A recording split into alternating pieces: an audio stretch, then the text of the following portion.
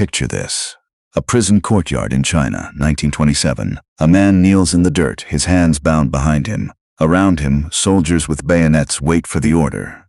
The crowd watches in silence. He's been sentenced to death for one reason only. He refuses to stop preaching the name of Jesus. He's 27 years old. They give him one final chance to recant. He looks up, and he smiles. This is the story of John Sung, a man who was handed every reason to be ordinary and chose every single time to be consumed. A man who buried his own ambitions, outlasted a mental asylum, and set China on fire with a gospel that cost him everything. God doesn't call the comfortable. He calls the desperate.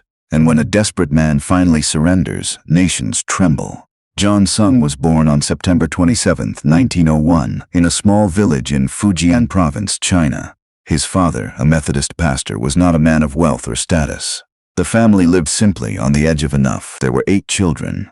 Food was rationed, shoes were shared. The house smelled of incense and damp wood. But his father was a man of extraordinary faith. He preached every week in a country where Christianity was a foreign import, where missionaries were resented, where village elders mocked men who knelt to a Western god. And he kept preaching anyway. John watched all of this as a boy.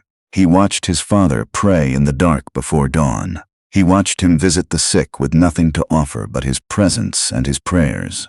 He watched a man choose the invisible over the comfortable, every single day, without complaint. At 9 years old, John stood up in his father's church and gave his first public address. The congregation laughed, then fell quiet. The boy had something. Everyone felt it but couldn't name it. By 15, he was leading revival meetings on his own. Farmers would walk miles to hear him. He would stand on a stool so people could see him, his voice too large for his small frame, his words hitting people somewhere deep, somewhere they hadn't been touched in years. The altars filled. People wept. The village changed. Have you ever watched someone be so clearly made for something that it made you catch your breath? That was John at 15. Everyone who saw him knew. His father knew. His mother knew. John knew too, and that knowing terrified him. Because here was the problem. John Sung was not just gifted in spirit. He was gifted in mind. His scores in school were extraordinary. Science came to him the way music comes to prodigies, not as work but as breathing. Chemistry, physics, mathematics. He read textbooks the way other boys read adventure stories. And in 1920, when a full scholarship arrived offering him passage to America, to Ohio Wesleyan University, the choice opened before him like a cliff edge. He could go. He could study. He could become someone the world recognized. A scientist, a doctor, a man with letters behind his name and a future that made sense. Or he could stay in Fujian with his father's stool and his father's congregation and a call that didn't fit neatly on any form. John chose America, and he told himself God approved. He was brilliant at Ohio Wesleyan, graduated in 3 years with the highest marks in his class. His professors wrote letters about him. The university newspaper profiled him. He moved on to Ohio State for his master's, then pursued his doctorate in chemistry at Cornell, one of the most prestigious programs in the country.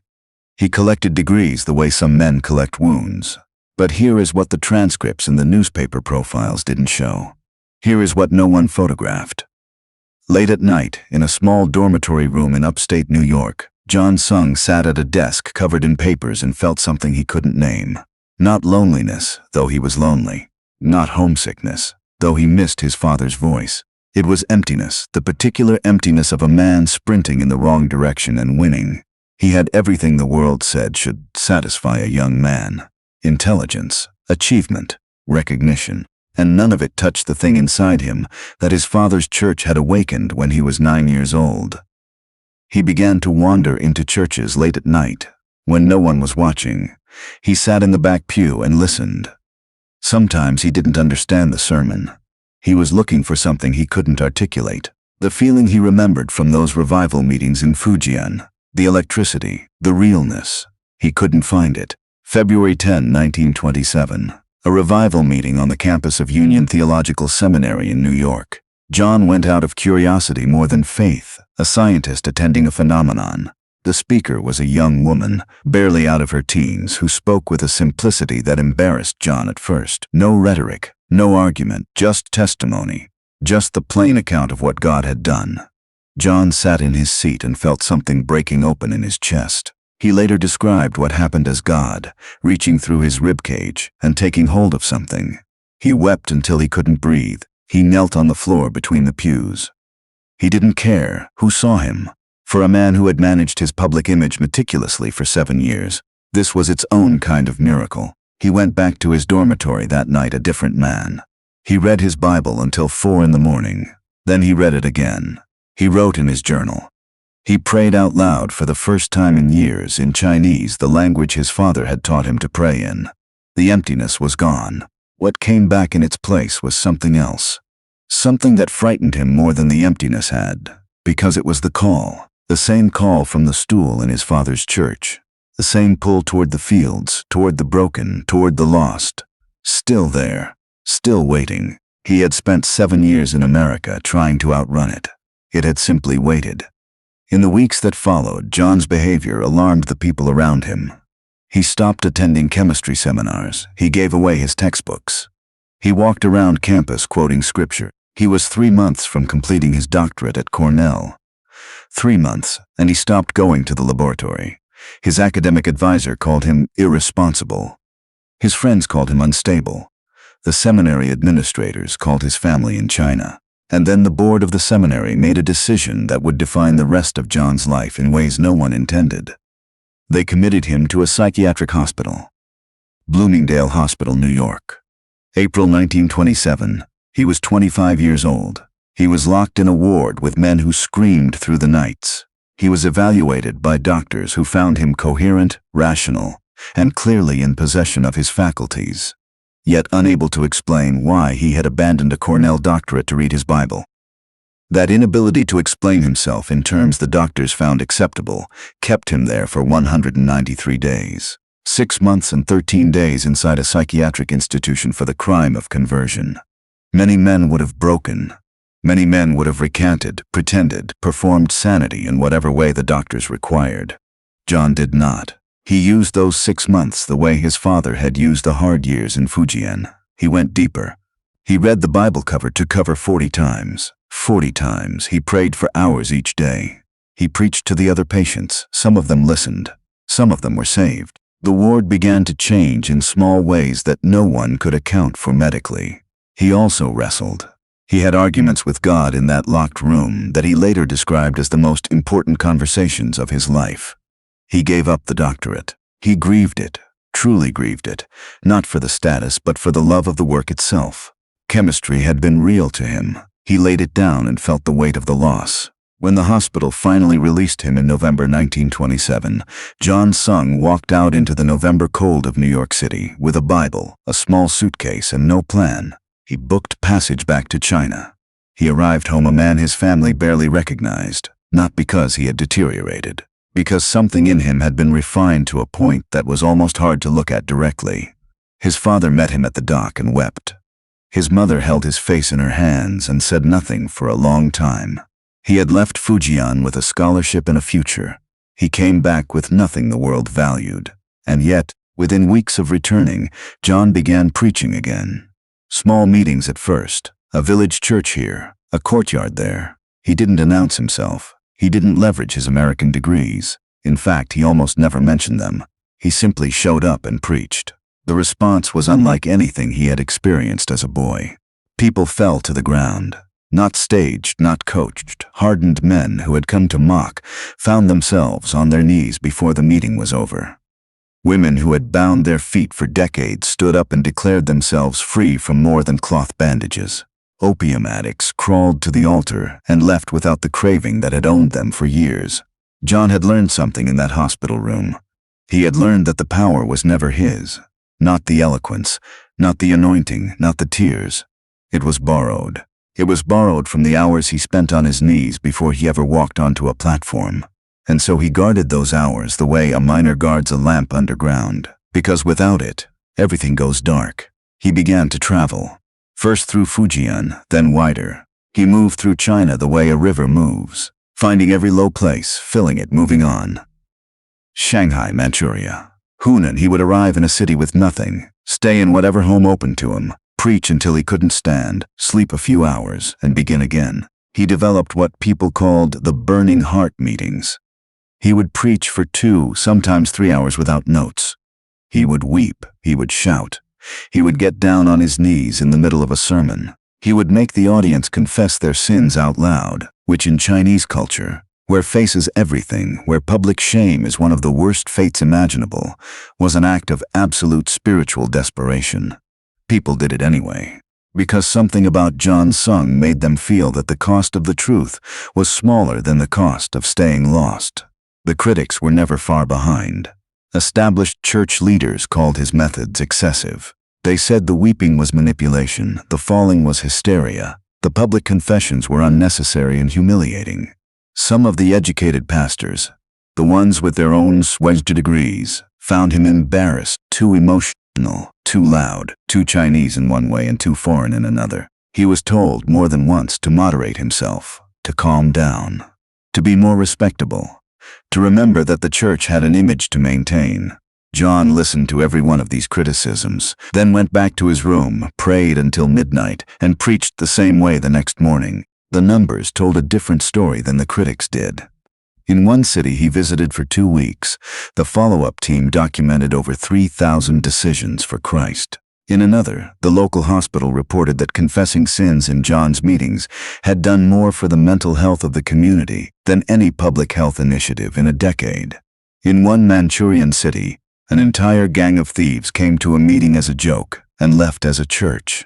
In 1931, John married Hu Qian-su, a woman whose quiet faith was as deep as his volcanic one. She had watched him from a distance, understood what she was signing herself into, and chose it anyway. Their marriage was not easy.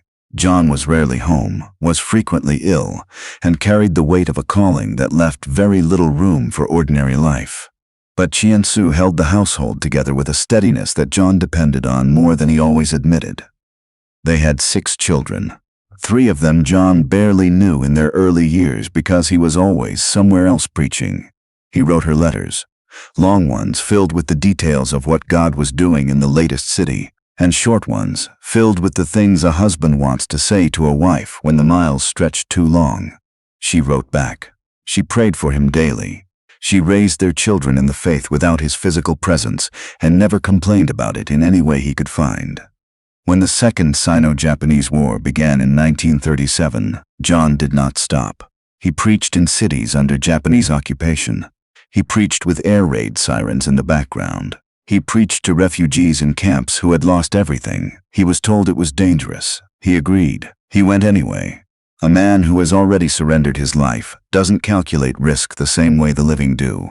He pushed into the Philippines, into Malaya, into Indonesia, into Singapore. He brought the revival fire into the Chinese diaspora communities spread across Southeast Asia. He would arrive exhausted, sometimes barely able to speak, sometimes being helped up the steps to the platform by deacons who were worried about his health. And then he would open his mouth and the exhaustion would disappear.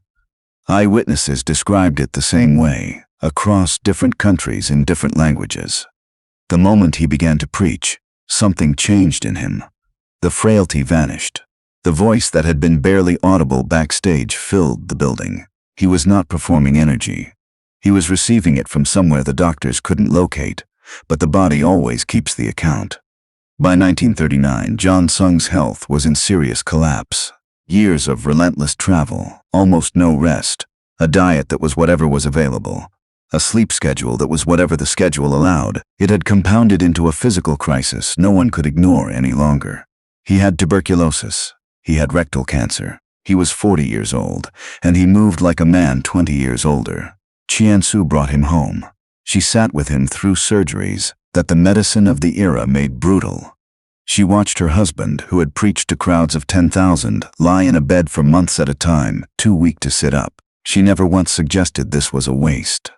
She understood that the ground had to rest sometimes, even the most fertile ground. He was not a patient. He argued with his doctors. He tried to sneak out of bed to preach at a small house meeting down the street. His daughter caught him once, halfway dressed, convinced he was well enough to walk 2 blocks to tell a few dozen people about Jesus. He wasn't. He went back to bed. In those months of forced stillness, John Sung did something unexpected. He wrote. He wrote his memoirs, He wrote theological reflections. He wrote letters to every church he had planted and every city he had visited, letters full of the things he hadn't had time to say from the pulpit. He corresponded with young preachers who wanted to know how to do what he had done. He always told them the same thing: it is not a technique. It is a life. John Sung died on August 18, 1944. He was 42 years old. He had been in ministry for 17 years since leaving America. In those 17 years, he had preached to an estimated 100,000 people directly. The movements of faith he ignited across China and Southeast Asia would multiply through the decades that followed into something no one has ever been able to count precisely. The church in Singapore, which today is one of the most vibrant Christian communities in Asia, traces much of its spiritual origin to the weeks John Sung spent there in the 1930s, preaching in a shed to a handful of people who then went out and changed everything. He died without a doctorate, without a home of his own, without the kind of legacy that gets written into secular history books. He had given back every credential the world had given him and kept only the one heaven had issued. His wife outlived him by decades. She never remarried. She raised their 6 children in the same faith that had cost her so much and given her more. When people asked her what it had been like to be married to a man who was always somewhere else, always sick, always burning himself up in someone else's city, she would think for a moment before answering. She would say it was worth it.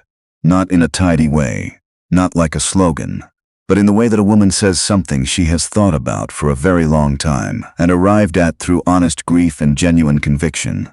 It was worth it. There is a question John Sung's life puts to anyone who takes it seriously. Not a comfortable question. Not the kind you can answer quickly and move on from. He had a Cornell Doctorate within reach. He had the brain for it, the work ethic, the recognition. He could have been a chemist of consequence. He could have published, discovered, taught. He chose instead an asylum, a one-way boat ticket, and a calling that ran him into the ground before he turned 43. Was it worth it? The 1,000 people who came to faith in a single week in Shanghai in 1931 would say yes.